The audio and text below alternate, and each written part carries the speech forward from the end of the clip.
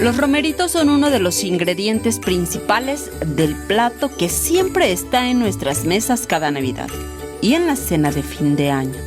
Doña Susana nos cuenta que tradicionalmente desde hace 30 años en su negocio familiar, ella y sus seres queridos preparan los romeritos y la gente acude a comprar para degustar el 24 de diciembre.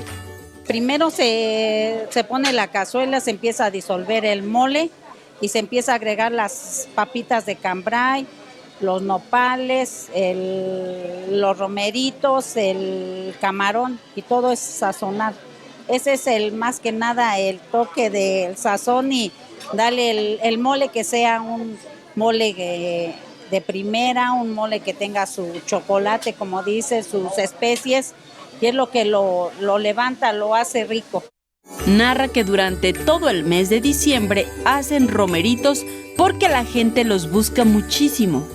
Pues aquí se prepara más que nada con la calidad que nos ha respaldado 30 años ya de servicio aquí, estar en este Mercado Martínez de la Torre, y es pura calidad en el servicio, la atención. La venta va desde una tostada, una torta, 1 kilo o más. Los romeritos han sido los mejores que he probado en la ciudad. Son los mejores romeritos. Cada año vengo por mis tortas de romeritos y son exquisitos. Un manjar de rey.